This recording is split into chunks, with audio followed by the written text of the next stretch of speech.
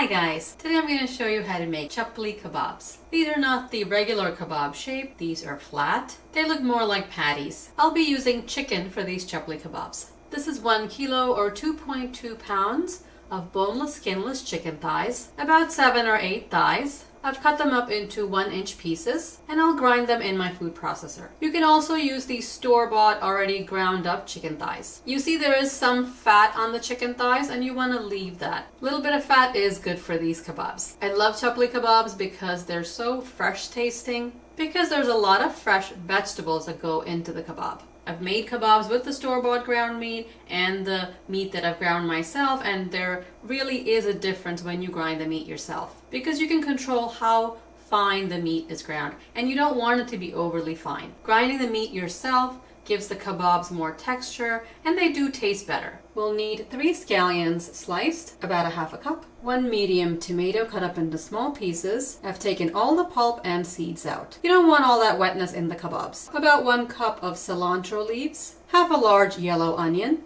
ginger paste, garlic paste. For heat, I'm using 2 green chilies. These are very spicy, so I'm just using 2. If you like your kebabs very spicy, you can use as many chilies as you want. For the spices, I have 2 tablespoons of ground coriander, 2 teaspoons of ground cumin. I grind the coriander seeds and the cumin seeds in my spice grinder. 1 teaspoon of garam masala, salt, about 1.5 teaspoons, ground black pepper, about 3/4 teaspoon. This is anardana powder, which is dried pomegranate seeds ground up. It adds a wonderful tangy flavor to the kebabs. First, I'll process the garlic, ginger, green chilies, and onion in the food processor, and then grind the meat. If you don't want to use the food processor, grate the half an onion on a box grater and make a paste out of the garlic and ginger. The cilantro you can chop finely. Have a bowl ready to put all the ingredients in.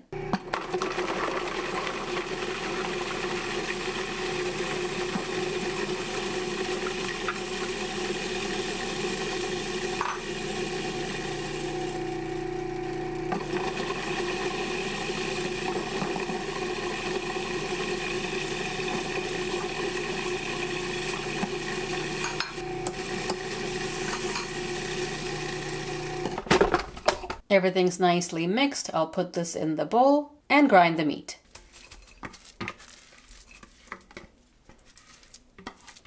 It smells really fresh and green from the cilantro and the chilies. You know this is going to be a flavorful kebab.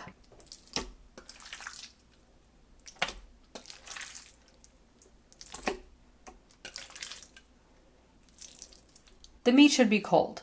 I'll pulse this a few times until it's ground.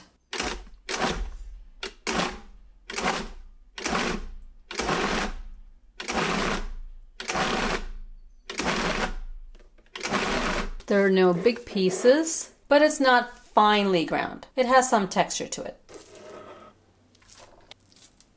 All the ground meat is in the bowl. Add all the spices, tomato, and scallion. Now mix this thoroughly with your hands. You want to get all the vegetables and all the seasonings into the chicken.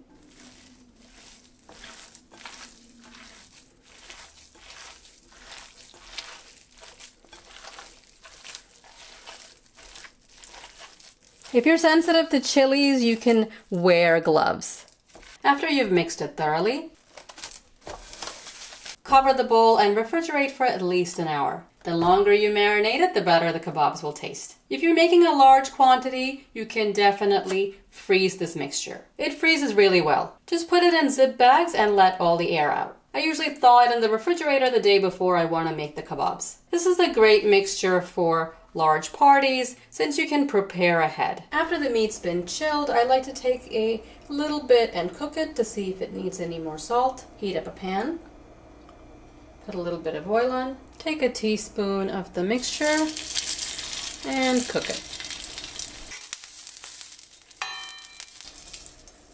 Taste this and add more salt if you need to. To make the patties, put a little bit of oil on your hand.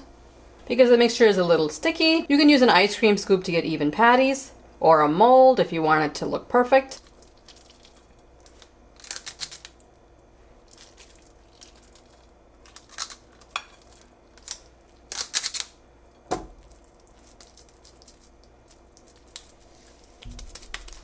I'm going to use 2 scoops, about 3-4 ounces, and just shape it into a patty.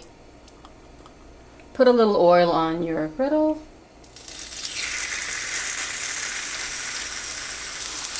Let them cook for a few minutes on both sides until golden brown.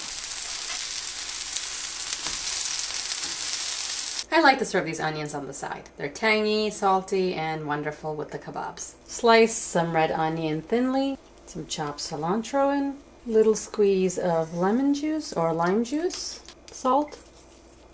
Stir and let it marinate while you're making the kebabs. You can also serve the kebabs with green chutney or ketchup. If you're looking to get a food processor, I have reviewed the one you saw in this video. It's on my Best Kitchen Reviews channel, and I've put a link below in case you want to see it. I find it to be a very useful kitchen appliance. I hope you like this recipe. As you saw, it was pretty simple. It really doesn't take much time to make. It's very flavorful and everyone will love them. Don't forget to subscribe, and I'll see you next time. Thanks for watching.